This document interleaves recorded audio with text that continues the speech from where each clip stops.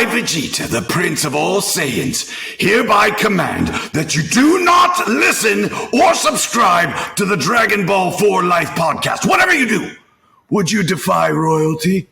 No! Bye!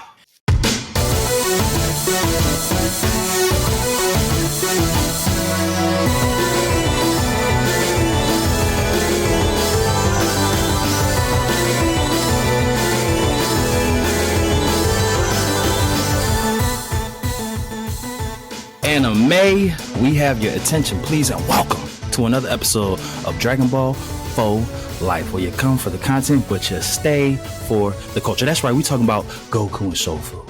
We talking about Ichigo with our Ichi bros. We them outlaw stars, giving you them outlaw bars, preaching the good word on all things nerd. As always, we are your hosts, the Fusion Dance Dons, aka the Mong Gods. I am Brojita, the Prince of all Sayings, Mr. Matthew Porter, aka Matty Ice, here with my counterpart, the Ooh to my Majin Buu, my Den Day one, going from the lookout to the cookout. I'm Mr. Troto Trav. Talk to the people, Trav. Y'all know me. I stay chillin', and I love that women like krillin'. We have a super duper so excited special guest today. So excited. I might say the most important guest that we've had on to this day. The only guest that matters. Some might say that, she might start the party. Ooh. But some might say that she's a Latinx Barbie. Ooh. Latinx Barbie. But you know what? In a Barbie world! Y'all might have a feeling who we're about to introduce. But you know what? We just gonna let her introduce herself, because without her, I don't even know if Matt and I would be here. We wouldn't. You wouldn't. It's only right that we bring her on for a Dragoncall. Because she's the one she's the battery behind all these Dragoncalls. You know what? The champ that runs the camp. You know? The face that runs the place. You know? You know what I mean? Listen. You know what, man? We just stay fresh and floss because we bringing in the number one boss. Let's get it. The number one boss in a Barbie world. Oh my god! Snaps all around. Oh my god! These intros. I always tell people on the Dragon Calls, you're gonna want to record these intros because they really be giving it to. But I did not expect mine to really be the best. That is the common request that we get. They're like, yo, that intro. We take it.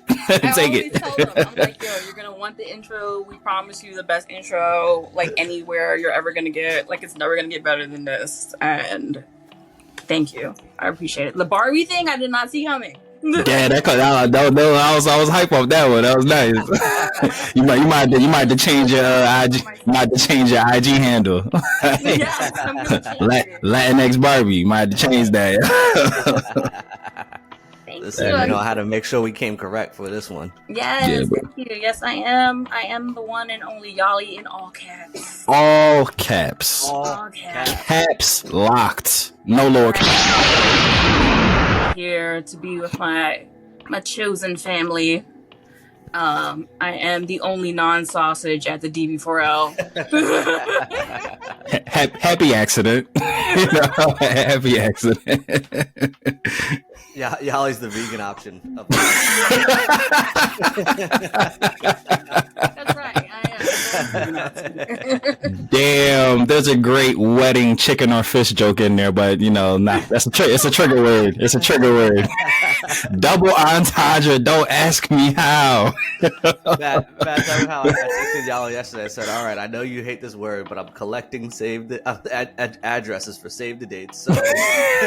For my W word. Yeah, for my actual. Do you want the sea or the fish? Oh my god! We were talking to Matt yesterday, I was like, I know I'm about to it's gonna seem weird for me, but the only date I can't do in April is the 24th because I have to go to a wedding. Hey, welcome. Maybe I'm doing something wrong. Maybe I'm doing something wrong because I've legit probably only been to 3 weddings in my entire life. Same. I've only been to 3 weddings in my entire life too. So until I met Trav, like I thought, like, you know, crazy parallel. I thought weddings was kind of like in line with like funerals. Like you don't really go to them too often. Like they kind of happen sporadically, and then I meet Trav. Yeah, the wedding every other week. It's like, oh, people just be getting married out here. It's crazy. Same. Like, and then Mikey too. I was like, oh, it's more than just Trav. Like I thought it was a Trav thing specifically. Yo, big same. Like every time they're like, oh no, I can't because I got a wedding. I'm like, didn't you just come from a wedding? Like the bridal shower. And they had the bachelorette party. I'm like, the fuck are y'all doing? Like party starts thinking it's the same couple. Like, damn, they really in love. They doing this again. Like a wedding for each side of the family. It's crazy. Oh my God, like, legit, all my PTO has been used towards weddings. Like, I haven't planned my own vacation in years. I believe you. Like my honeymoon next year will be like the first time. Like I've planned for a vacation in the longest. Oh, I'm so excited for that wedding. I'm so excited. It's gonna be a scene, man. I'm trying to bring back the word scene. I'm trying to bring that back. I'm trying to make fetch happen. I'm trying to make fetch happen. I'm trying to make fetch happen. It's gonna be a real scene. It's gonna be a real scene. Well, Miss Yali, all caps. See the pivot there? You know, we do this in real life. Let's go. We intentionally made the point not to give you one of our patented DB4L creative briefs because, you know, I feel like we know you well enough that, you know, we could just have like a free flowing conversation and it'd be dope. The Rodney treatment, I guess, is what it's going to be dubbed now. Yes, Shout outs to Rod. It's the guy out there killing the tattoo game. So, you know, the easiest place to start is the beginning. So, you know, you are nerd royalty. You are nerd personified. You know, you are upper echelon, you know, checker card. It's stamped. She's got the holes punched in and she gets the free gelato. She's had 10 visits. You know? So if you could let us know, like, what got you into this nerd culture, you know, the animes, the comics, the Marvels, because, you know, for those who don't know, she's not like a casual nerd fan. You know, she's not, I just got into Marvel when the MCU popped off. Like, you know, she's part of the new 42, you know, the old 42, you know, and everything in between. So where did your journey start? What was like your gateway drug into this wonderful wide world of nerdness? So my journey into like anime and my journey into like the rest of it are like 2 separate things, but what they have in common are men. So shout outs to men. So I got into anime because of my goddad, who's also my uncle. So at the time, I was like the only girl cousin. We only had boy cousins. I only had boy cousins at the time. Oh, so this is your life. You're used to this. Yeah, I'm used to being the vegan option all the time. Chicken or fish? Chicken or sea bass. So I wasn't allowed to like play with the boys because they were always used to rough house, and my goddad would like see me sit there like by myself and be bored, and he was like, do you want to like come and watch like he would call them cartoons because at the time I don't think people were calling them anime at the time, and I was like, yeah, sure. And he showed me Escaflowne, and he had it on the VHS, and I was like, oh my god, what is this? And I just remember like seeing Hitomi and just like it was just like mind blowing, like what the hell? And like it was like it was really my first anime at the time, and like I would be so excited to go to my aunt and uncle's house just to like I knew I got to like be the only person who got to watch anime with my goddad, and then I remember my brothers and the rest of my cousins being like, oh, what are you guys doing? And then we all got to watch anime together. So like my goddad's like really important and special to me because like without him I don't think I would be into anime at all.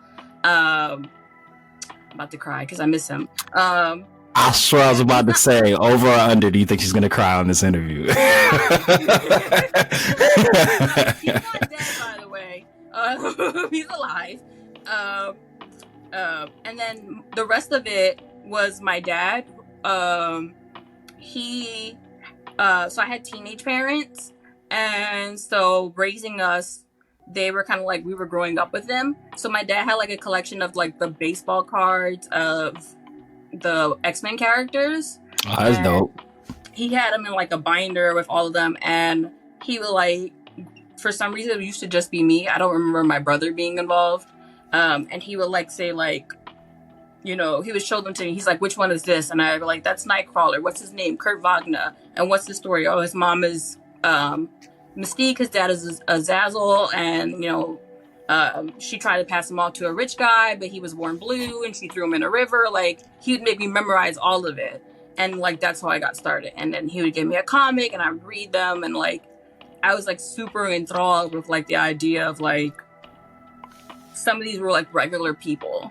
Like, you know, Spider-Man was, like, one of my favorites growing up because he was just, like, a regular dude who got bit by a spider and was somehow still trying to, like, go to school and, like, date and, you know, get his grades up, but also save the world, but also save, like, New York. And, like, I really like Daredevil because he was trying to, like, manage, like, 2 to 4 blocks, and also, like, He's like, yo, from here to here, no crime. I'm on it. And he's struggling to manage these couple of blocks, and also deal with, like, a lot of cultural shit. Like, the Hell's Kitchen at the time had, like, a really big Hispanic culture, and, like, he was, like, he knew Spanish, and he was trying to take care of all those things. And so me and my dad, like, don't have a good relationship. I haven't seen my father in, like, years.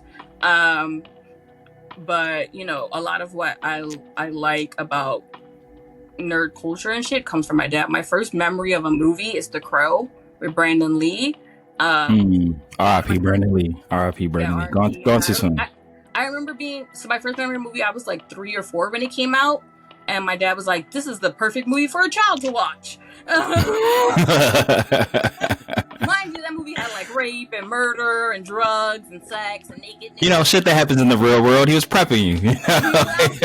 And I remember thinking to myself, like, this is so cool. Like, Crash course to life, real quick. You're a fact, though. He's like, before you go outside, this is what's out there.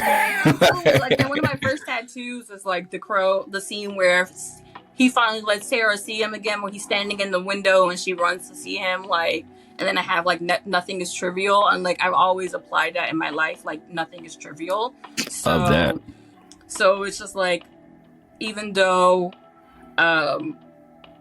you know, these are like, and it's weird, like those 2 men who are probably like the most important people in my life, like, and they're also the 2 people I don't see the most in my life because my godfather is currently incarcerated. But like they really shaped who I am as a person, and a lot of my femininity comes from my interaction with them, introducing me into like nerddom. You know, that is a lot of who I am as a person. And if it wasn't for them introducing me to those things, I really would not be where I am in life. Like, I would not know anime, I would not know Marvel or DC or any of those things if it wasn't for them. Like, I just remember being like really privileged and honored that they showed me those things for all that it was. So it was really, really cool to just be like, to later recognize, like, I could make this my fucking career. Like, someone will pay me to know all about the back history of every fucking X-Men that ever existed. Foreshadowing. Well, I know we're gonna have a lot of laughs on here, so might as well get the heavy shit out of the way. Because you said a lot of things there that you know, spawned a lot of questions in my head that I wouldn't have thought to ask had you not said that. So I'm gonna try my best not to make you emotional. But everybody knows I'm a fucking cry. But you touched on a lot of things about, you know, like formulating your identity through, you know, time spent through like, you know, anime and comics and just like nerd culture. So I've had the pleasure of knowing you since we were about 16. I think the 10th grade was when we met. Oh my god, 9th grade. 9th grade? 8th, yeah. I did my 8th grade year homeschool. Yeah, so 9th grade. You were in Parkland in 9th grade? Mm-hmm. I don't think we were in the same homeroom. No, we I also was not the me I am now in ninth grade. So. What was a ninth grade Matt like? I say all the time, anybody who asks, so I have like swan wings like tattooed on my neck. Is because I was very insecure in the ninth grade. I was a man. I was so the reason I have swan wings tattooed is because I consider my metamorphosis, like I felt like an ugly duckling. Like I was a very cute child. I was a very awkward adolescence. Like from 5th to 9th grade, it was rough. it was a bit rough, yo. Puberty saved my fucking life. Shout outs to puberty and contacts. But yeah, so ninth grade wasn't the best. You know, I kind of kept to myself. Like I had my squad. Shout outs to Kamar and Kavan, my guys, also fellow nerds. I had my squad, but for the most part, I kept to myself. A big part of that was I was in the same school from K to 8. My school went from kindergarten to 8th grade. So like all my friends, I was in a bubble. Like I was in a protective bubble, and I knew all the same people. We all lived in the same area. There wasn't really like a hierarchy of, you know, popular kids, not popular kids, jocks, athletes, because we all literally grew up together. So it's like I never really like experienced that. And shout outs to Parkway, because it was such a small school. We didn't really have like the losers and the cool kids. Like we all co-mingled, but you definitely had cliques. You 1000% had cliques. Or whatnot, what have you. I was about to say, like, I was one of 4 Hispanic kids, so I don't know what you're talking about. No, there's definitely cliques, but I was saying, but like, it wasn't on some like mean girls, like cool kids table, not cool kids table. We didn't even have a lunchroom. It was like, you couldn't even have like a cool kids, not cool kids table. But I digress. Look, funny enough, one day, Trav, I'm gonna interview you for a Dragoncall, and then you can interview me for a Dragoncall. We'll get into it. But so I've had the pleasure. So we became friends in the 10th grade. Okay. And one of my favorite things about you is since I've known you, you've been unapologetically yourself. Like you've never tried to fit in. You've never tried to, you know, follow the flow. You know, the cliche. You've always marched to the beat of your own drum, and you like personify that wholeheartedly. Like, I know you used to like dress up in like the K-pop and everything. It's just like, oh, who's this girl with the colorful hair? She's so fun, you know, and everything. And we had a lot of fun in high school, doing a lot of things that high school kids shouldn't have been doing. But we had a lot of fun. Yeah, we all. our little rebellious squad of school skippers. Shout outs to Crown Royal, you know. Sorry, mama. But is there any character or characters or celebrity or, you know, person that, you know, you saw in your formative years? Since I know like you're like a big Sailor Moon fan and everything, was there somebody that like instilled that confidence in you, like, yo, I'm gonna be me, like I'm gonna wear fashion that is funny how it's popular to dress like that now? You were way ahead of the curve. So it could be a person like in your actual life. Was there somebody who like instilled that confidence in you to be like, yo, like I'm gonna step out this door and be myself at all times, fuck who feels however they feel about it? I don't know if it's like one character per se. I would for sure definitely like the X-Men for sure.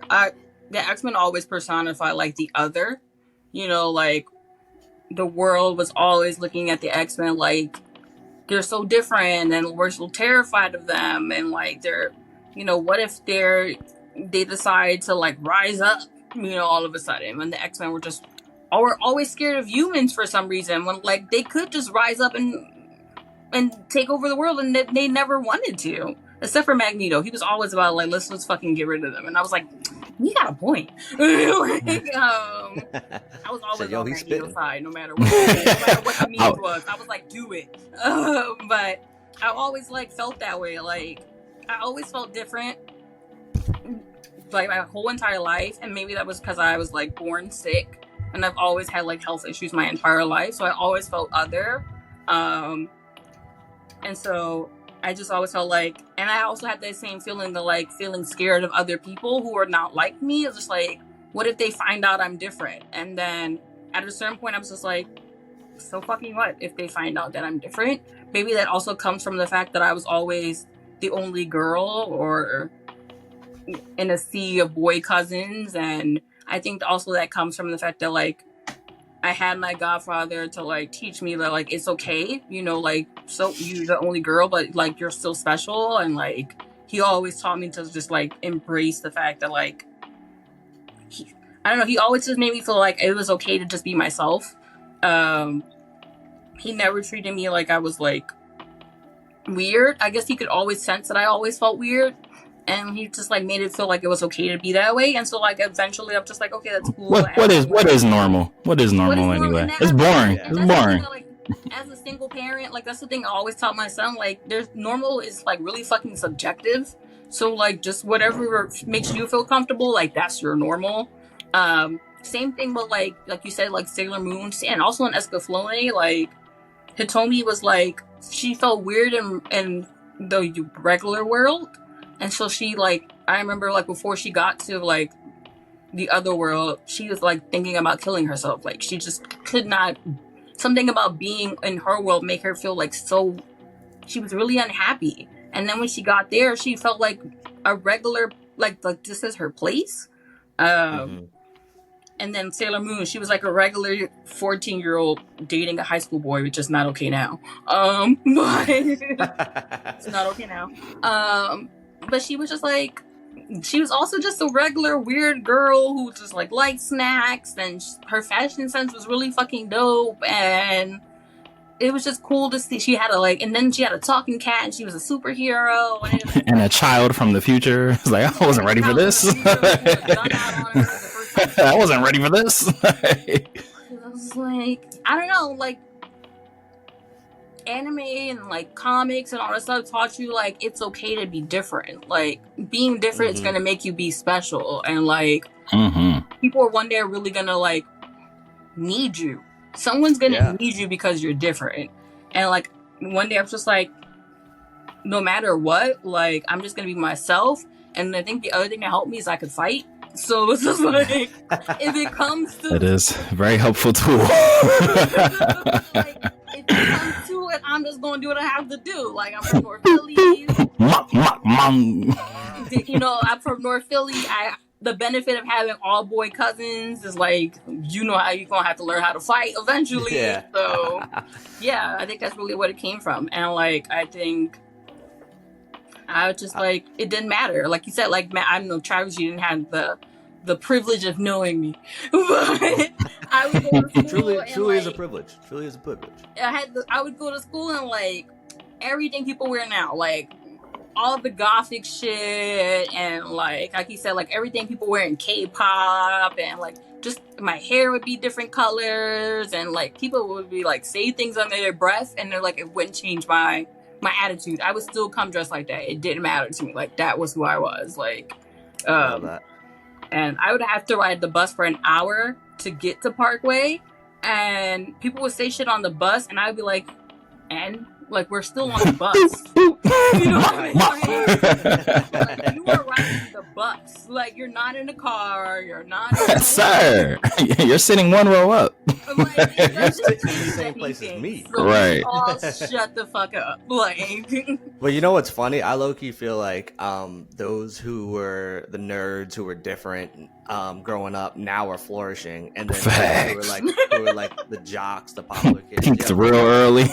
They've let themselves go. Like I see some photos and shit of people now where I'm just like, damn, homie. In high school, you was the man, homie. What the fuck happened to you? Like, but like you know, and I think that's though important too. That you know, y'all are both parents. You know, eventually when my day comes, like it's important that we're now. It's more accepted and more open to be encouraging our kids to just freely be themselves and to not because I feel like in the past, you know, there'd be some sort of like guarding that parents would try to do in a sense because this is how they thought was best suited for their kids to enter into this world where now it's like, look, there's gonna be people that aren't gonna necessarily agree or like, you know, how you look, the decisions that you make, but at the same time, as long as you are like comfortable in your own skin and with what you're doing, like you got to maintain that mindset throughout your life, because at the end of the day, those people that are coming at you probably have some shit going on in their own head that they refuse to address, where you've done that work. Like you're light years ahead of them. So I just think it's great that, you know, that you were like that your whole life, especially during a time when, like you said, like everyone had an opinion on it, but you were just like, okay, and like that yeah, point. Right. None. Well, trust me, I had my own shit I was like dealing with. At the same time, was like, I have fucking problems, but like, this is how I'm gonna deal with my issues. Like, I wanna, like, this is my self-care. I'm gonna like dress how I want and live how I want, and like, I can't deal with my issues right now how I probably should deal with them. But this is how I'm going to do it this way, right, until I can figure out the way to deal with it. And, you know, part of it also was the skipping of the school and doing the things we probably shouldn't have been doing. But coping mechanisms. These are all essential parts of growing up. Big facts. Big facts. During your background, you had mentioned that how you were able to channel your nerddom and turn it into a career. I kind of want to, I want to, before we, you know, get into the laughs and giggles, I want you to expound upon that, because I think it's important for those who are listening to know that, hey, and actually in general now, that what a lot of parents, people of the boomer generation, they would tell us are hobbies, are now things that you can make a full-fledged career out of. So just talk about like your journey to that, because I just think it's super important to know that, hey, there is a lane for that for those who might be interested in big facts. Yeah, so my parents really, really, really, really wanted me to be a lawyer my entire life. They were just like, you really like to fucking talk back and argue. That was my childhood. And like, here's what you should do and make some big money for it. There was like, and so that's what I like. I was like in every debate club and the school newspaper and shit like that. And I like nerd. Yeah, I was that. I was the other kind of nerd. So I was nerd all the way around. Well, we're all nerds here. Yes, and then a lot of my summer careers, like not summer, like my summer jobs, I worked as a legal assistant, and so that's what I did. Like my parents said, be a lawyer, and I was like too scared to tell them no. So that's what I was like the student president. I was the vice president, the treasurer, any student, like any of it. I was like all of them. And so I wasn't on the board. I was the board. I was and I worked as a legal assistant a couple times, and I hated it. Like I was so miserable. Like I did not like it. And I decided to I really liked it writing, because like what I recognize about like all of nerddom is like none of these things really exist without someone having to write. Like someone has to create, like obviously there needs to be art, but like even then someone has to write how the person looks. Someone has to create the words. Like all of it has to be created by words. And so like that's what I became fascinated by. And so I wanted to be a writer. And so I joined the newspaper, I joined the poetry club, like behind my parents' back. Like I did all those things too. You said Cynthia died for our sins. And so when I went to college, I did creative writing, but I ended up being pregnant, and so I was high risk, and I was like, oh, guess gotta drop out again, because unfortunately I dropped out of high school because I was ill too, and so that's how I had to say goodbye to Matt. I was like, bye-bye.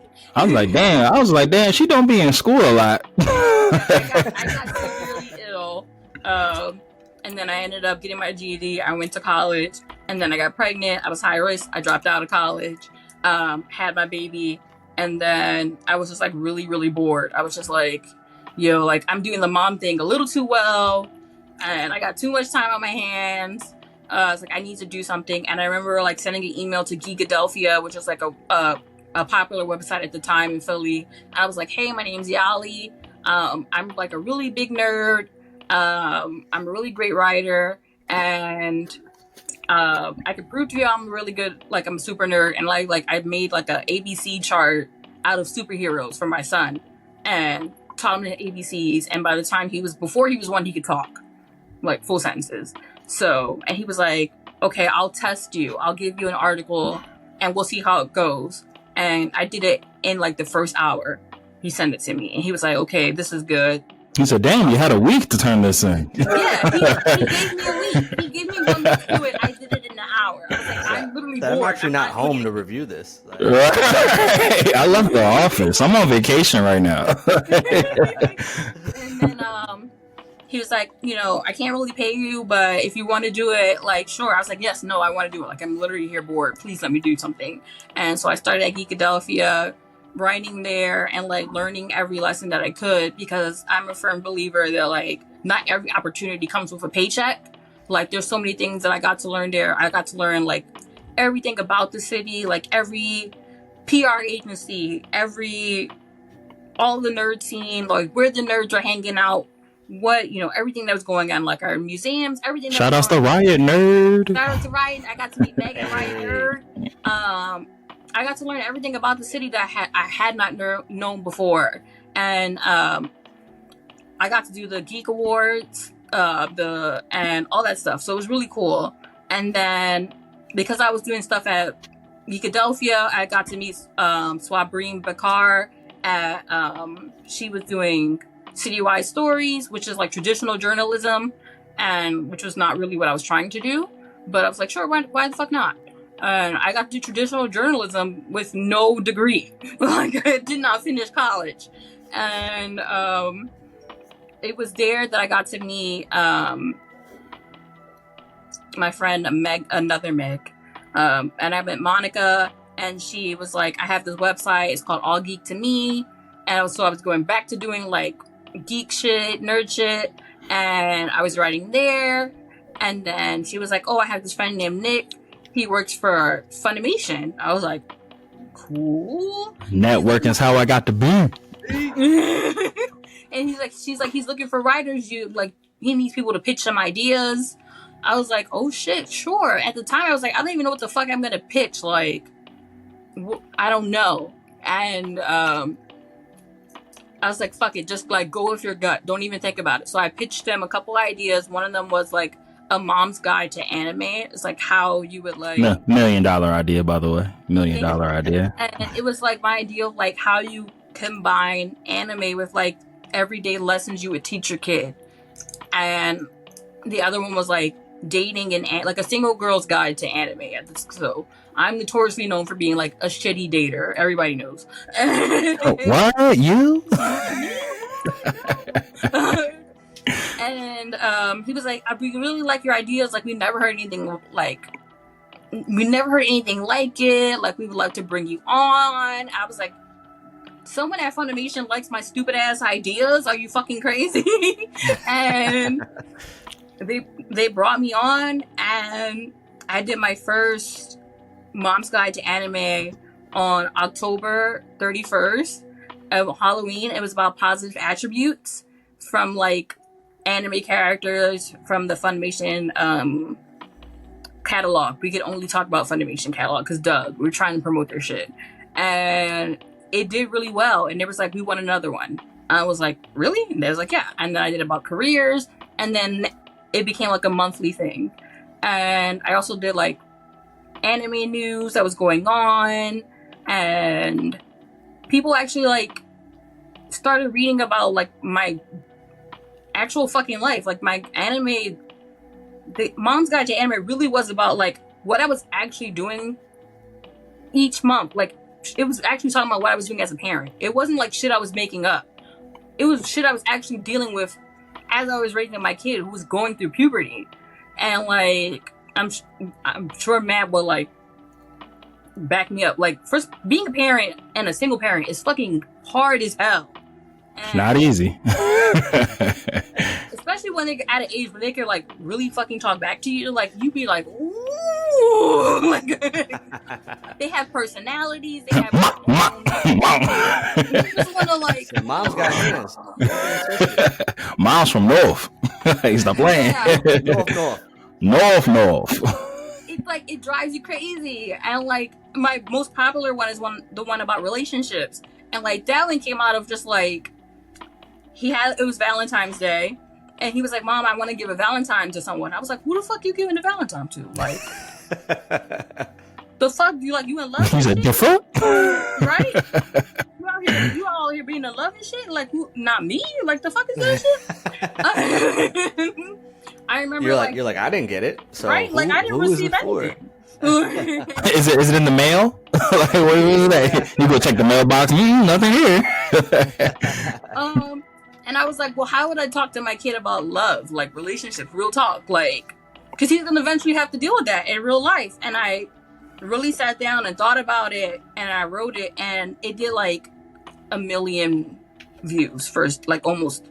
And I was like, what? Talk your shit, queen. Talk your shit. I was like mind blown, and people were like, "Oh my god!" Like I really like this was really real. Like people had like such an amazing response to it, and then I remember people were like writing like, "Well, who was the Valentine? Like, did you find out who the Valentine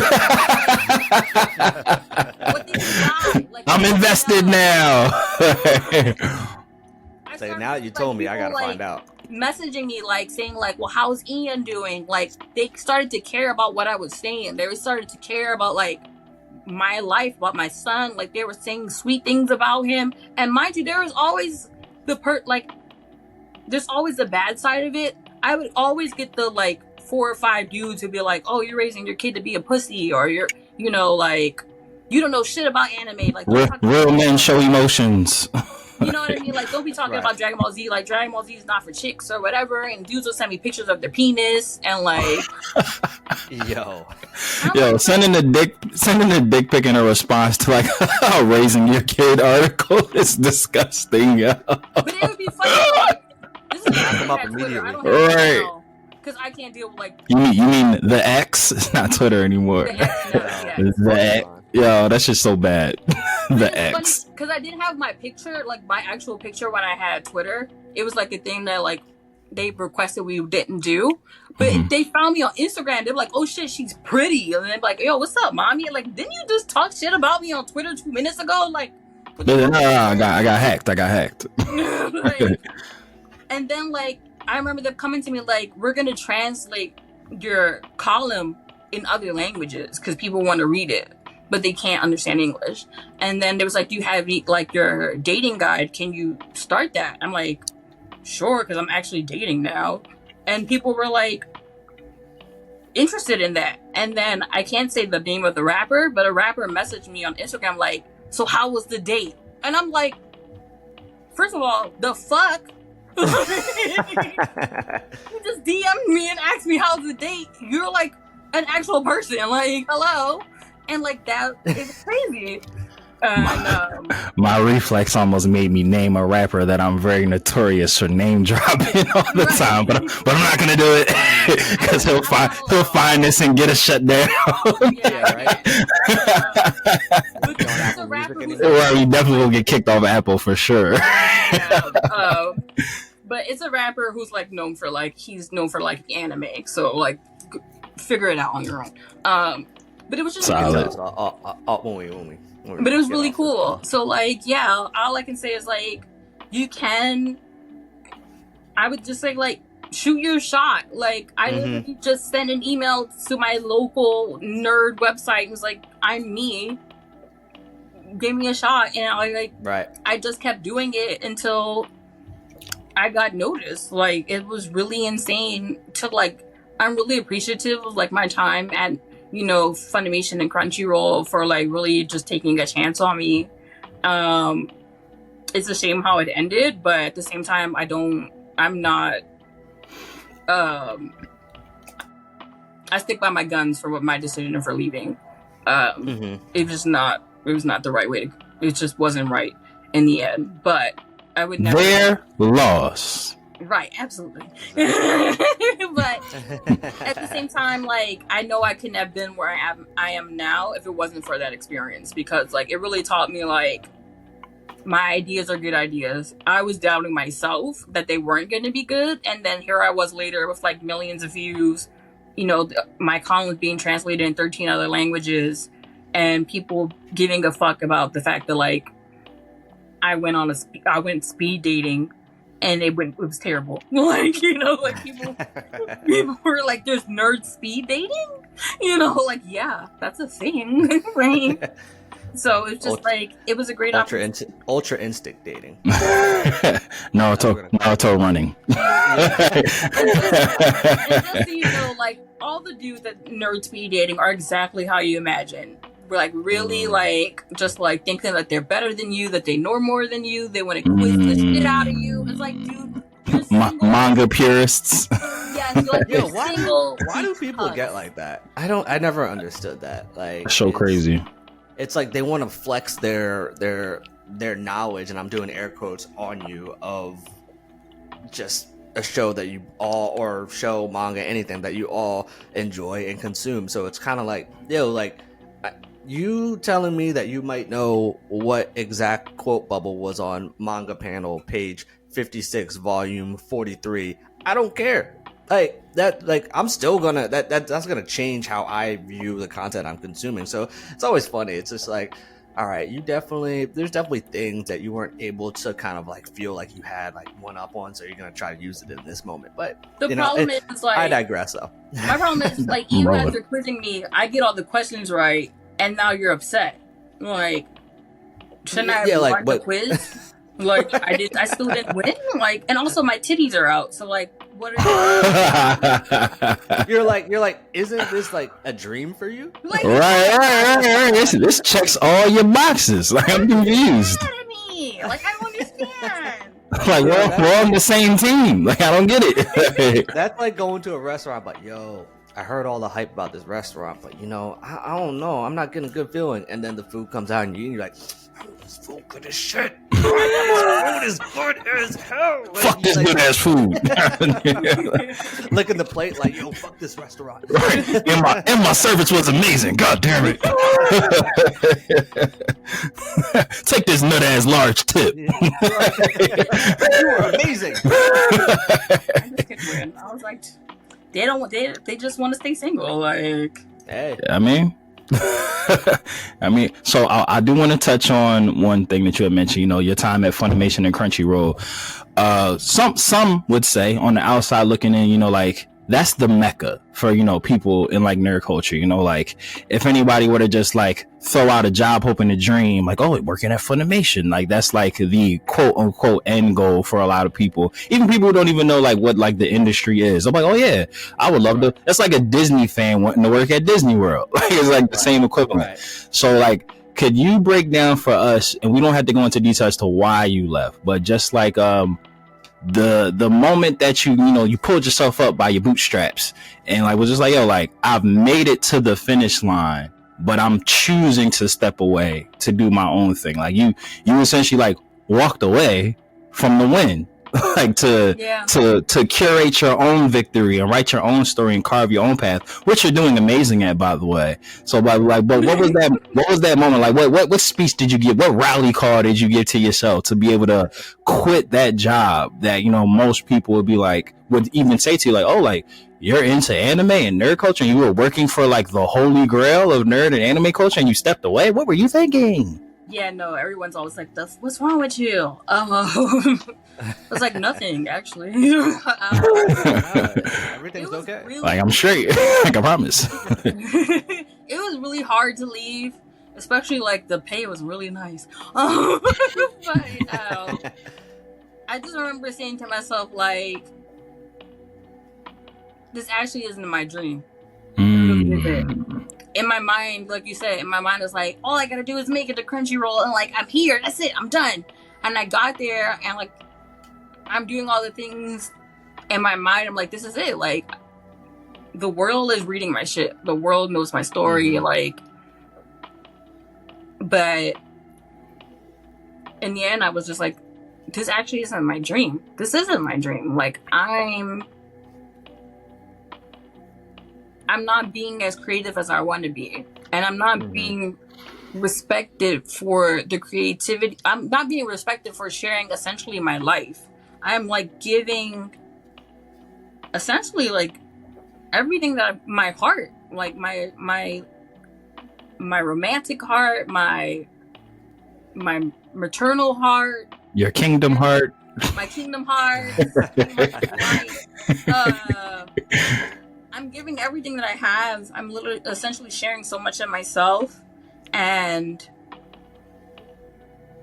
that's not really what I planned to do. Like, it wasn't really what I was trying to do. And while I was at Crunchyroll, I got the opportunity to do some like producing there, and I found like that ended up being funner for some reason. Like, I'd never had any intentions of like wanting to be a famous person. I never had any intentions of like wanting to be known. Like, I've always just wanted to like create and like almost be like anonymous for some reason. Like a superhero with a secret identity. Again, it's always like that Sailor Moon thing or that X-Men thing or like Spider-Man thing. And yet somehow I was like sharing so much of myself and not really being treated like, or being protected from doing something like that. And I was just like, this is not really what I want to do. Like, I don't really want to do this. Like, too many people know me, and like, it's too much. Like, I'm glad that they like me. That's what's up. Like, I'm glad they like who I am. But I don't want people to know who I am, essentially. Like, that's not my dream. Like I said, I've never dreamed about being famous or anything like that. Or even pseudo-famous or any amount of, like, I just want anonymity. Like, yeah, you just want to, do your work, mind your business. I want to do my work and mind my business, cash my check. That's it. Like, nah, I totally feel you, and it's funny because it's like, obviously, like Matt and I have a podcast, and like, my face is like on all these reels and everything. But like, I always like the dynamic between Matt and I is like, I'm so cool with like Matt like being like the face in the forefront when it comes to like this certain like public too. Things.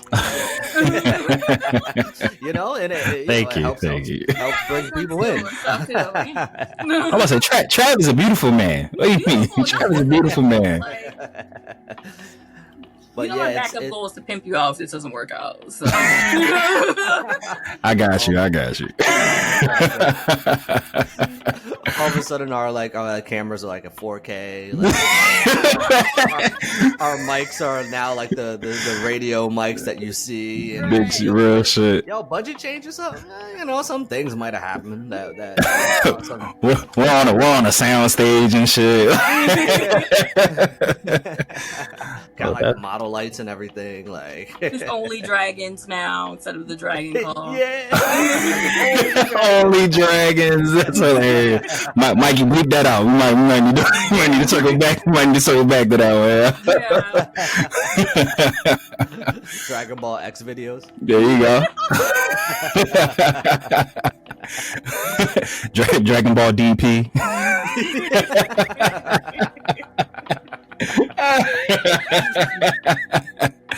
Oh man, I knew we were gonna get here eventually. It's a matter of time. But I do want to circle back to what you just said, because I've told this story on other platforms before. But I love that you were able to have that, like awakening, that what you thought you wanted, you didn't want at such an early age, because like that's such a liberating feeling. Like I remember the story that I've told before is Matt Damon had did an interview about, like what it was to win an Oscar. I believe it was for Good Will Hunting, him and Ben Affleck with the script and everything. And he had said that, he got into acting like super duper young, very early. And, like as an actor, that's your goal. Like win an Oscar, win an Oscar, win an Oscar. You got people who've been acting for decades, never won one, or it took them decades to get one. He got one early in the game. And he was just like, he had said in an interview that he was like, I remember the moment that I was sitting in the bathroom holding this Oscar, and I didn't feel any more fulfilled than I did prior to winning the Oscar. And he said, he's like, I thank God every day that I won it so young and realized that that wasn't what I wanted my life goal to be, that I was able to actually move on and do the stuff that I wanted to do.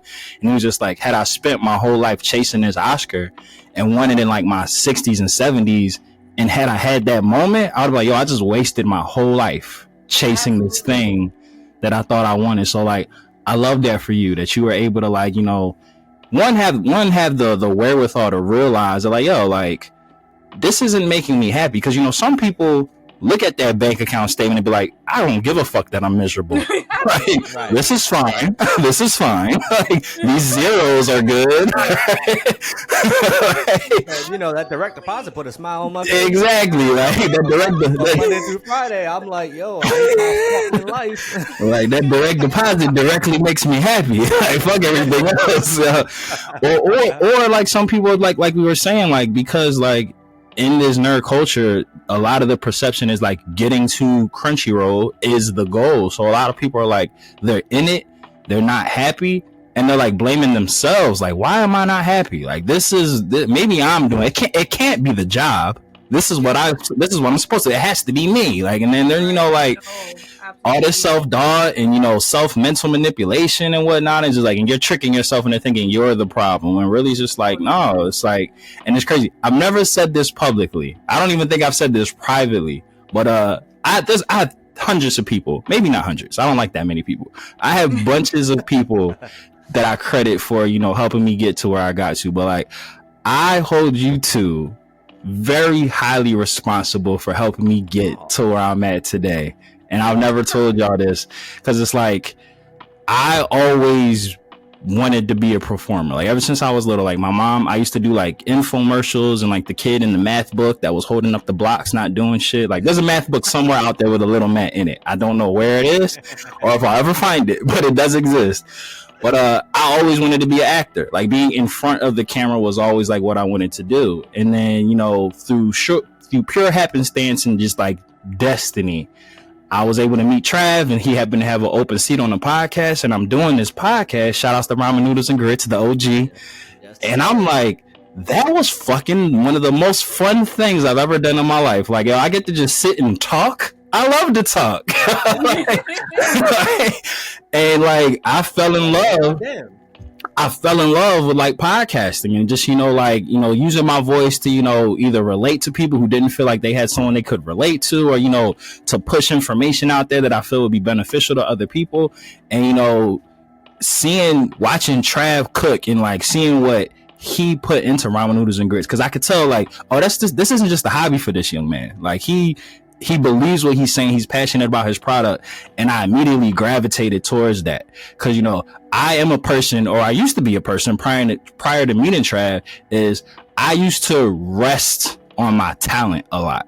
Like I didn't really have to like get up and train and practice for shit. Like somebody would be like, yo, do this. And I would just do it.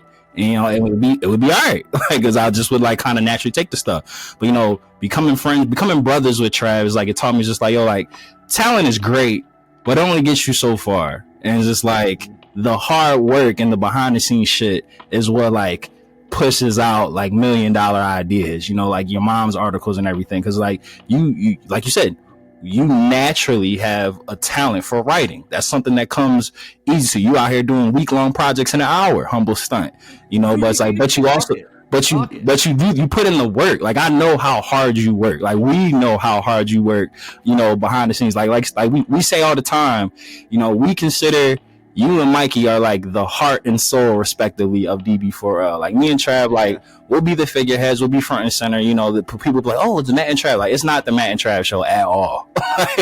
At all. like, you know, like we're a well-oiled machine, but like when it comes down to it, Yali gives us our marching orders and we go do it. That's yes, ma'am. and then Yali with you is just like, you know, We'll bleep it, or I'll do a second take when mentioning a company that we're no longer affiliated with. Mikey, you can cut all this if you need to. But, you know, there was a time where you took a chance on me to help moderate a panel. Shout outs to my dad, LeBron James, you know, LeBron James, even though he's a couple years older than me, for Space Jam 2. And prior to that, you know, me and Trav had been doing like the Ether podcast stuff. We were on like a bit of a hiatus. Shout outs to Hood and Jordan, the OGs, AOX, you know, family. And, you know, this was during pandemic time, and we kind of weren't doing, and we were like in between seasons, I think. And you had hit me up and you was just like, oh shit, I know someone who loves LeBron James. And you had me on there and like doing that live panel aspect, one of the funnest times I've ever had in my life. And I was like, this is amazing. Like, I love this shit. Like, this is great. And I think a combination of like my two experiences with you guys respectively, like this is my passion. Like what we're doing right now, like broadcasting, like I think that is what my calling is. And it like kind of made me like sit inside myself and be like, maybe acting, because there wasn't an alternative back then. That was like the only thing that I could think to do in terms of performance. Like, oh, acting, like, cause performing, acting, synonymous. But it's just like now there's so many different outlets, you know, like under like that performer umbrella. And I was just like, my goal has always been, you know, for DB4L, like to provide a voice for the voiceless. That's what we always say here, like to provide a shoulder to cry on, an arm to put around somebody who doesn't feel like they are able to express like their likes and dislikes in their culture, but also to, you know, close the gap and take the sticks out of the butt of them speed dating nerds, you know, who want to just tell everybody that they're wrong. You know? Like, we can all enjoy this shit. We're on the same team. Like, so that was my TED Talk way of saying that you two are very instrumental in like the growth that has become, you know, Matthew Porter. And I thank you and I love you guys very much for it. You know, love you too, bro. Snaps all around for you guys. Snaps all around for you guys. Yeah, and it's like, and I think that's like one of like the bigger, like, I feel like the most important lesson that I learned at Crunchyroll was like I had to like I essentially had to mourn like all the time and energy I spent thinking like writing was going to be my end all be all. Like I was going to like write for the rest of my life. Like I had spent all this time like sneaking behind the doors of like trying to get past being a lawyer, and I was going to write for the rest of my life. And then recognizing like I'm not really happy writing. Like, yes, I'm getting all these accolades and people are like saying, oh, we love what you do, but I'm like, I'm not really happy. And like the one thing, like you said, I've always stuck to my guns about being who I am. And like my mom would tell you, I'm not money motivated at all. Like, and when other people definitely are, like I really do not. And this is going to seem like a really weird example, but there's this show called Too Hot to Handle, right? And it's we know about we love Too Hot to Handle. Sexy time, bam, shout out to Kels, the accountant. Sheesh. Right? And then they tell you like, oh, if you do any sex things, then you know you lose this money, like or whatever it is. Yeah. Oh, I'm fucking first night. I'm losing all the money for everybody the first day. The show thinking I'm gonna have a hot, sexy time. Why would I give a fuck about the money? Like the money was never mine to begin with. Like why would I change up? Like I'm always about keeping the same energy no matter what. So I'm not gonna all of a sudden become a money motivated person when I've never been that way my entire life. So like, yes, for other people, like they would look at that check and go, "I'm here." Like it doesn't matter. But for me, we made it. We like, I went like it doesn't mean anything to me. Like I want to be happy, and I don't want to teach my kid to like think that money's gonna buy him happiness. Yeah, it's gonna buy you jewelry, clothes. It's gonna buy you chicken, Cuban links, PlayStation 5. It's gonna buy you all the things, right? But it's not gonna buy you happiness. Hold up, time out. Freeza. It took Namek 86 episodes to blow up in what was supposed to be 5 minutes. So let's take our time with this one, and we'll see you next week on Dragon Ball Faux Life. Dodon Ray. Pow.